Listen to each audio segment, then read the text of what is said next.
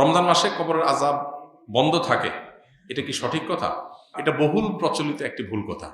আমাদের সমাজে ব্যাপকভাবে প্রচলিত আছে, রমজান মাসে কেউ যদি মারা যায় তাহলে তার আর কবরের আযাব হয় না।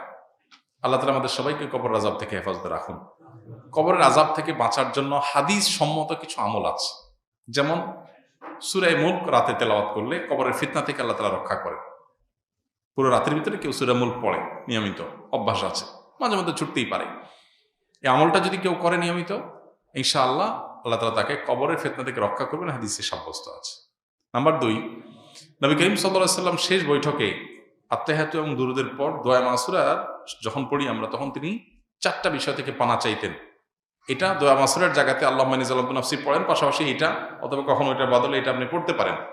দোয়াটা হলো আল্লাহুম্মা ইন্নী আউযু বিকা মিন আযাবি জাহান্নাম ওয়া মিন আযাবিল কবর ওয়া আউযু বিকা মিন ফিতনাতিল মাহইয়া ওয়াল মামাত ওয়া আউযু বিকা মিন শাররি ফিতনাতিল মাসিহিদ দাজ্জাল।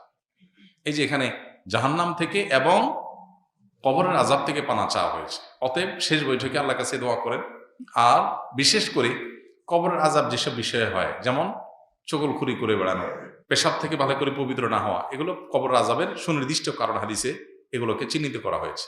অতএব এগুলোর ব্যাপারে সতর্ক থাকা, এগুলো থেকে বেঁচে থাকার চেষ্টা করা, ইনশাআল্লাহ এই প্রক্রিয়ার মধ্য দিয়ে আমরা কবর আযাব থেকে আল্লাহর কাছে পানা চাইতে পারি। বাকি রমজান মাসে মারা গেলেই কবর আযাব অটোমেটিক বন্ধ এমন না। কেউ যদি খারাপ মানুষ, ফাসিক মানুষ, ওই অবস্থায় তার মৃত্যু হয় রমজানে, তাহলে তার আযাব হতে পারে।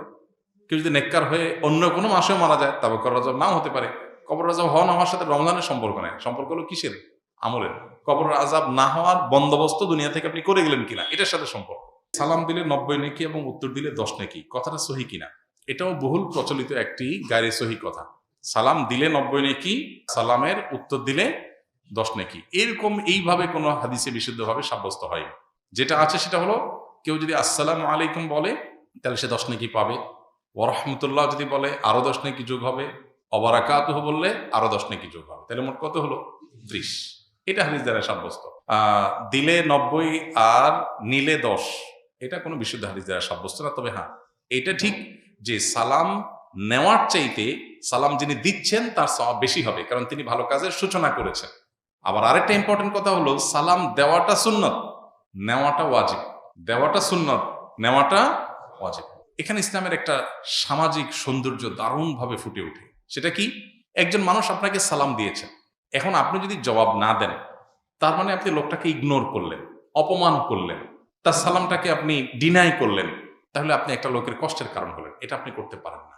ইসলাম আপনাকে সামাজিক হতে বলেছে। তিনি যদি আসসালামু আলাইকুম বলেন, আপনি সৌজন্যতার খাতিরে ওয়ালাইকুম আসসালাম বলতেই হবে। হ্যাঁ, আপনি কাউকে সালাম দেন নাই, আপনি গুনাহগার না। কেউ দিয়েছে, আপনার এখন সৌজন্যতা রক্ষা করতে হবে। কেউ হাঁচি দেওয়ার পর আলহামদুলিল্লাহ বলেছে, আপনি শুনেছেন, তাহলে আপনার উপর ওয়াজিব ইয়ারহামুকাল্লাহ আপনাকে বলতে হবে। এটা মিন হাক্কিল মুসলিম এবং ইমানের ৭৭ শাখার একটা, যে হাসি দিয়েছে, আলহামদুলিল্লাহ বলেছে, আপনি শুনেছেন, তাহলে জবাব দিবেন। কেন?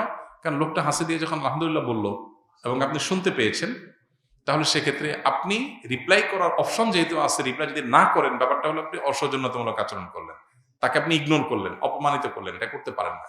এই জন্য কারোর সাথে দেখা হলে হাসিমুখে কথা বলতে বলা হয়েছে। হাসিমুখে কথা না বলে মানে আপনি তার দ্বারা বিরক্ত হতে পারেন। হাসিমুখে কথা বললে পজিটিভ অ্যাপ্রোচে কথা বললেন। ইসলামের যে সামাজিক সৌন্দর্য আছে, এখনকার পৃথিবীর মানুষ ভদ্র হয়েছে কয়দিন আগে, কয় বছর আগে। ইসলাম 1450 বছর আগে এগুলো শিখেছে আমাদেরকে। এখন বলে মে আই কামিং স্যার, আমি আসতে পারি? আল্লাহ কোরআনে 1400-1500 বছর আগে শিখাইছেন এই জিনিসটা, যে তোমরা কারোর বাসায়, কারোর কক্ষে প্রবেশ করার আগে অনুমতি নাও, অনুমতি দিলে ঢোকো, আর না হলে ফেরত যাও।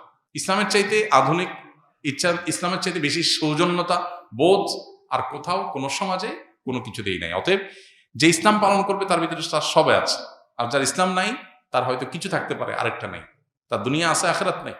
আর আমরা তো আল্লাহর কাছে দোয়া করব, রব্বানা আতিনা ফিদ দুনিয়া হাসানা ওয়া ফিল আখিরাতি হাসানা। আমাদের বাবা ঢাকা নবাবপুরে বিশিষ্ট ব্যবসায়ী। আমি মাদ্রাসায় পড়তাম।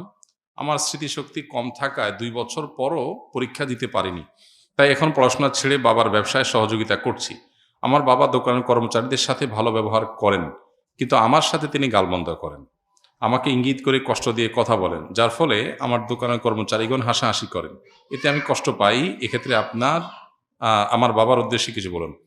প্রথম কথা হলো যে, বাবা যদি কর্মচারীদেরকে কিছু না বলে সন্তানকে কিছু বলে, তাহলে ধরে নিতে হবে যে সন্তান আপন হওয়ার কারণে তার সংশোধনের জন্য নিজস্ব লোক হিসাবে বলে। আরেকজনের সন্তানকে আরেকজনের বা ভাইকে, ব্রাদারকে, অন্য ঘরের মানুষকে শাসন করতে ইতস্তত বোধ করেন, কিন্তু নিজের সন্তানকে শাসন করেন। যে অনেক সময় দেখা যায় যে নিজের সন্তানকে বেশি শাসন করা হয়, এটা স্বাভাবিক। যিনি প্রশ্ন করেছেন তাকে বলতে চাই, আপনার বাবা আপনাকে একটু বেশি শাসন করেন, দোকানের অন্য কর্মচারীদেরকে শাসন করেন না। এটা আপনি ঘরের লোক হওয়ার কারণে। কারোর ছেলে বিড়ি খায়, কেউ তাকায়ও না, নিজের ছেলেটা বিড়ি খাইছে দেখলে শাসন করে, এটাই তো স্বাভাবিক। বরং তবে আপনি যেটা বলেছেন গালমন্দ করার কথা, সেটা যদি সত্যি আপনার বাবা করেন সেটা অন্যায়। অনেক বাবা আছেন যারা সন্তানদেরকে শাসনের নামে গালমন্দ করেন, মুখ খারাপ করেন, রূঢ় আচরণ করেন, এবং তারা মনে করেন তারা বাবা, তারা মা, তারা যা খুশি তা করবেন। জি না, এত সহজ না। আল্লাহ সুবহানাহু ওয়া তাআলার কাছে আমরা সবাই মুকাল্লাফ, আল্লাহর কাছে আমরা সবাই বান্দা, গোলাম। সো সন্তানের সাথেও আমার আচরণটা সুন্দর হতে হবে। আপনি সন্তানের সাথে যাচ্ছে তা আচরণ করতে পারেন না, শাসনটাও শিখতে হবে। এই যে ভালো প্যারেন্টিং, ভালো অভিভাবকত্ব, এই বিষয়টার সাথে একজন মানুষের ইবাদতের সম্পর্ক সুনিবিড়। অভিভাবক হয়েছেন দেখে সন্তানকে যা খুশি বলে তা বলতে পারেন না। পাশাপাশি বাবাদের, মায়েদের এটাও খেয়াল করা দরকার যে নিজের সন্তানকে শাসন বেশি করবেন সেটা যেমন সত্য, আপনার আচরণ, ভালো আচরণ পাওয়ার হকদার অন্য লোকের চাইতে আপনার পরিবারের লোক আরো বেশি, সেটাও সত্য। অতএব এখানে ব্যালেন্স করার একটা ব্যাপার আছে, যেটা সন্তান হিসাবে বাবার এটাকে পজিটিভলি নেওয়া যতক্ষণ পর্যন্ত শরীরে ভায়োলেশন না হয়। আবার বাবা হিসাবে শাসন করার পাশাপাশি সোহাগ, স্নেহ অন্য যে কারোর চাইতে আপনার সন্তানকে আপনার বেশি করতে হবে, কারণ সবচাইতে কাছের রক্তের সম্পর্কে আত্মীয় সে। এই জন্য বাবাদেরও সেটা খেয়াল করতে হবে, যেটা অনেক সময় আমরা করি না। উভয়কে আল্লাহকে ভয় করে চলতে হবে।